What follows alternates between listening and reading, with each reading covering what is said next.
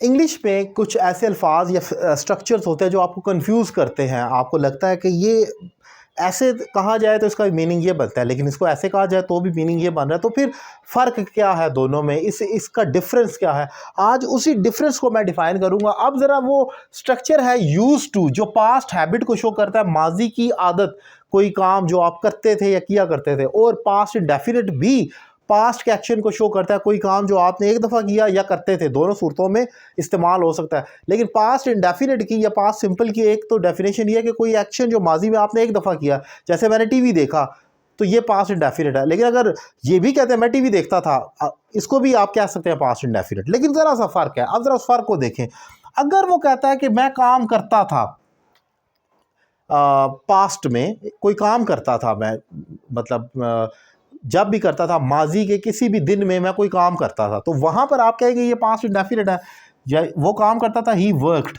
लेकिन अगर कहा जाए वो काम किया करता था, तो इसमें ज़रा सा अक्स आ रहा है। गौर करें कि कोई काम वो रेगुलर इंटरवल के साथ अगेन एंड अगेन किया करता था, ये पास्ट हैबिट क्रिएट कर देगा उसकी, कि वो काम किया करता था। वहाँ पर आपने यूज टू को अप्लाई कर देना। आप कहेंगे ही यूज टू वर्क, और इसका interrogative did he use to work, he did not use to work हो जाएगा। अब जरा फिर अगेन फ़र्क अगर उर्दू में भी देखना है तो आप देख लें। वो काम करता था, आप अक्सर बोलते हैं वो काम करता, वो काम किया करता था। ये किया करता था जो है, ये शो कर रहा है रेगुलर इंटरवल को, कि वो रेगुलर इंटरवल के साथ अगेन एंड अगेन एक्ट को किया करता था। और वो करता था बस उसने एक दफ़ा किया या दो दफ़ा किया, इससे ज़्यादा उसमें इंटरवल का रिपीटिशन नहीं आ रही। एक और एग्जाम्पल देखें। एक है वो भागता था, यानी कि वो मंडे वाले दिन या ट्यूसडे वाले दिन या 3 किलोमीटर भागता था, ठीक है, या शायद एक दफ़ा वो 2 दफ़ा भागता था, बस इससे ज़्यादा नहीं। लेकिन वो भागा करता था, इट मीन्स कि ये एक्ट वो रिपीटेडली पास्ट में करता रहा है, जो शायद अब नहीं कर रहा वो। तो वहाँ पर आप कहेंगे ही यूज्ड टू रन। लेकिन अब आखिरी बात मैं आपको ये कह दूँ, एक तो इसका आप अगर बिल्कुल नेकेड आई से फ़र्क देखें तो वो देख लें, वो भागता था और भागा करता था। एक है कि खाता था और खाया करता था, ये फ़र्क है। लेकिन आप ये भी कह सकते हैं कि बाज़ जगह ये इंटरचेंजेबल है, आप यूज़ कर सकते हैं।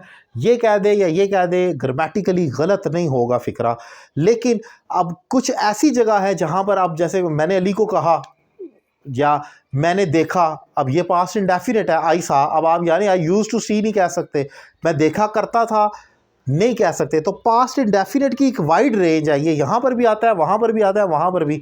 उसमें से एक यूज टू के इक्वल वाला भी हिस्सा है। लेकिन यूज टू जहाँ आता है, इसने सिर्फ वहीं आना है। इसको अगर किसी और जगह आप लगा देंगे तो वो उसको उड़ा के रख देगा। जैसे कि मैंने एक और मिसाल दी कि मैंने टीवी देखा, कल मैंने टीवी देखा, या मैं अगर मैं इतना ही कहूँ मैंने टीवी देखा, अब ये पास्ट इंडेफिनिट है। आप कहें कि ये दोनों सेम होते हैं, कोई अगर स्टूडेंट ये कहे कि ये दोनों सेम ही होते हैं, तो आप मैंने टीवी देखा, आई यूज टू वॉच टीवी कहेंगे तो ये तो गलत हो जाएगा, उसका मीनिंग ही बदल देगा। इसका मीनिंग है मैं देखा करता था, तो देखा और देखा करता था में फ़र्क है। सो अगेन रिपीट कर रहा हूँ कि ये दोनों यूज टू का मीनिंग पास्ट इंडेफिनिट वाला है, लेकिन पास्ट इंडेफिनिट हमेशा यूज टू के इक्वल नहीं हो सकता। उसकी रेंज वाइड है, वो उससे बढ़कर भी इस्तेमाल हो सकता है। सो इंपॉर्टेंट टॉपिक मैंने डिफाइन किया। मेरे पढ़ाने का तरीका कैसा लगा, कमेंट बॉक्स में अपनी राय का इजहार करें। और अगर आप मुझसे ऑनलाइन इंग्लिश लैंग्वेज कोर्स करना चाह रहे हैं तो नंबर आपकी स्क्रीन पर मौजूद है, एक रीजनेबल फी पे कर आप ज्वाइन कर सकते हैं। Thank you very much.